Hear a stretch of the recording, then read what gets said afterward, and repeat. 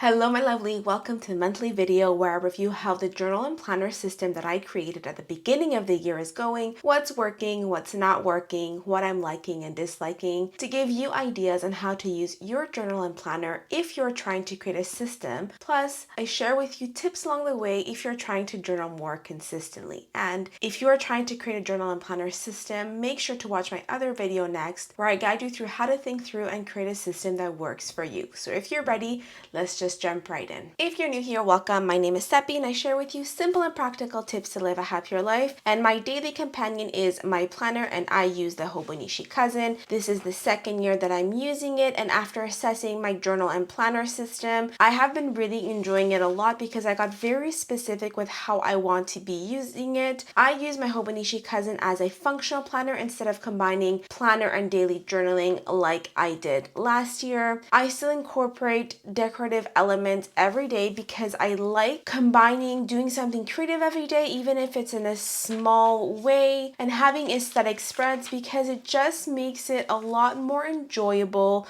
for me to use my planner and makes me want to use it a lot more. So as you can see, it's very simple the way that I decorate my planner, but I still find it very appealing and very pretty to look at. And I did create a video sharing with you simple tips, simple ways that you can create an aesthetic journal or planner spread. So make sure to watch that if you are interested. What I like about my planner is that I'm clear on what I am using it for. Like I said, it's a very functional planner. As you can see here, this is my daily spread where I have my to-do list for life, admin, and everything else. I have my business to-do list of things that I want to get done for my business. I try to be very mindful of my self-care, and then brain dump where I leave space for anything that comes up throughout the day. And then I split my to-do throughout the day, morning, afternoon, evening. That way I can split up what I'm getting done. I usually tend to put only 3 to 5 tasks in a row. That way I am very focused on what I'm trying to get done, and I do that along as the day goes on. Today is Thursday and we are in the morning.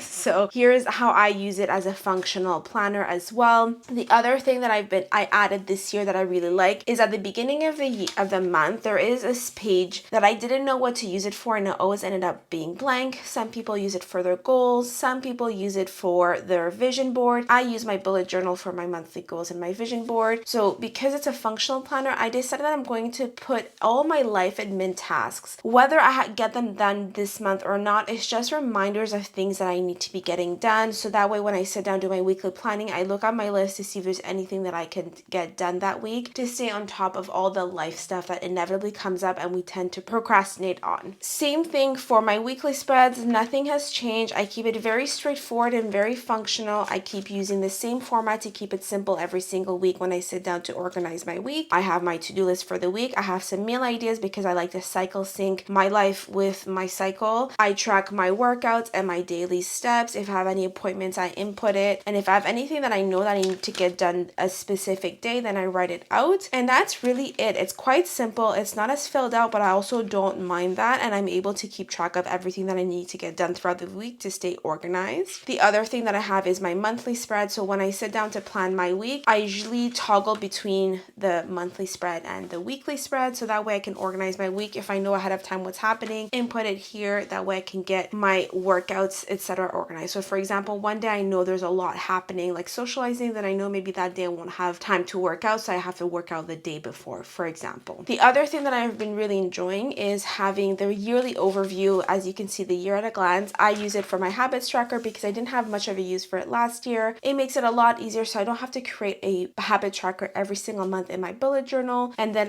when I do my daily planning, I can easily flip back and track my habits, and at the same time I can also do a mini habits tracker as a little reminder of the small things I want to be doing every single day. So it may be redundant for some of you, but I find that this is helpful on the priorities for my health, and then I can use my habits tracker as well. So I have been loving my Hobonichi Cousin. It has been really probably one of my favorite items to use in my lineup. And if you want to create your own journal and planner system, I have a video where I walk you through how to figure that out as well. Now on to my daily journal. This little guy is another new addition to my lineup because I've never used the B6 journal for daily journaling. Usually I use a bigger journal, and I find that the B6 is honestly so perfect for daily journaling. I really recommend it. I am sold on using the B6 journal for my daily journaling moving forward. Last year, I thought of combining my planner and daily journaling. It would be easier to have one item that I could pull and do all my planning and my journaling in one, but it felt too cluttered by the end of the day. And I also like the idea of having separate journals for each, one dedicated for planning and the other for journaling. It also feels really satisfying to seeing these filled out pages. And one thing that I've really loved that I've done is that every single month I'm going to use a different fountain pen color. That way at the end of the year, when I flip through the journal, I can see the different months really just stand out. So I've been really enjoying that as well. This is a really beautiful kind of ocean blue that I really love. Previous month was more of a gray, and I started the year with a purple. So I've been really enjoying changing ink colors every single month as well. And like I said at the beginning, I have been loving the B6 size journal. I highly recommend it. It feels so much less overwhelming than the A5 to fill out the whole page. This is the first time that I use a journal this small for my daily journaling, and I'm really enjoying it. And if you want to get the same journal or any other the Leuchtturm journals or planners, you can use code HAPPY20 to get 20% at checkout.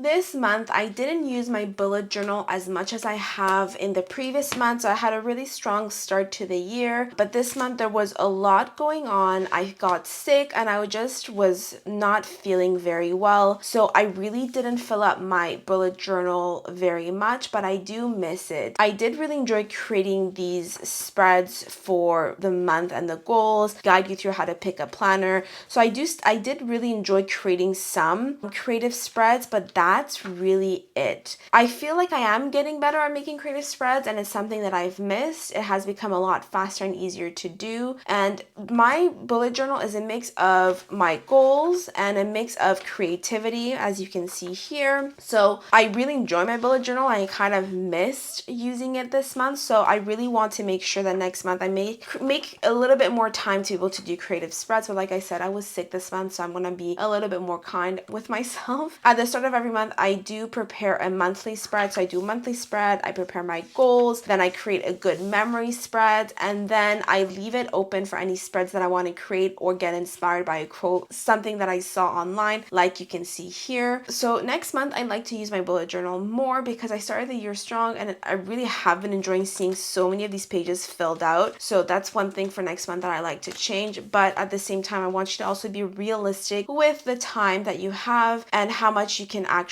complete in a month or in a day, and to not be hard on yourself because life inevitably comes into play and we have to be patient with ourselves. The second bullet journal is worth a mention because I use it for my business and I've mentioned it before, so I'm going to quickly talk about it. It's for my business planning because I like to often write things out by hand instead of just going digital from the get-go. I mentioned this before, but I didn't have a specific plan for this journal other than brain dumping, creating lists when I need to, or just being able to write things out when I needed to, because this bullet journal was really just meant to be a space for me to be able to write ideas or projects or to-do lists whenever I needed it. I still want to create a more organized system for my business, but right now I haven't had the inspiration or the time to change anything, so it's going to be status quo. I use a mix of digital and this journal to plan things out. It depends on how I'm feeling, what my mood is, but that is what's going on with this journal. It's going to stay in my lineup to be determined how it's going to change as the year goes on. Moving on to my traveler's notebook, which was meant to be a creative journal dedicated to traveling spreads, coffee spreads, and my reading journal. I have 3 inserts for each of those. I have not used this journal as much as I thought that I would, which is a little bit disappointing if I'm honest. But this is why it's important to be realistic with how many journals you include in your planner and journal lineup. I have been able to keep up with my reading journal, which I like. I do have to add 1 book, but otherwise I have been able to keep up with my reading journal. My coffee coffee journal was supposed to be inspired by coffee shops that I go to in Montreal, but I haven't done as many spreads in it as I thought that I would. And then the last insert that I have is for trips, but unfortunately I have not traveled this year just yet, so I'm looking forward to filling it out. I still want to create a spread for the bucket list, but otherwise it is quite empty. I'm not sure whether I'll keep using the traveler's notebook in my lineup or what to do with it, so if you have any recommendations, let me know please.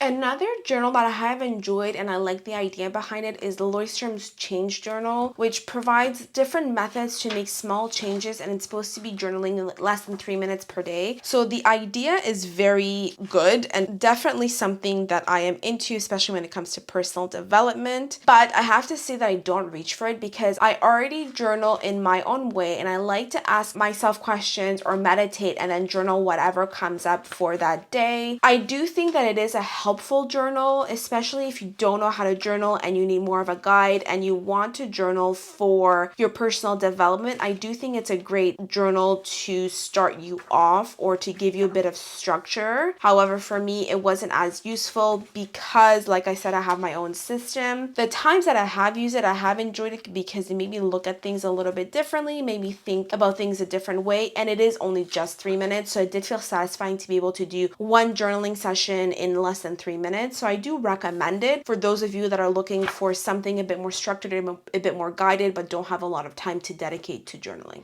If you want to create your own journal and planner lineup, make sure to watch this video next and make sure to subscribe because I'm going to start a journaling series where I walk you through everything you need to start journaling and to stay consistent. And I have been doing live journaling sessions on my channel. If you want to be up to date, make sure to subscribe because I post and announce the time and the date beforehand. Thank you so much for watching. I'm sending you a lot of love. Bye for now.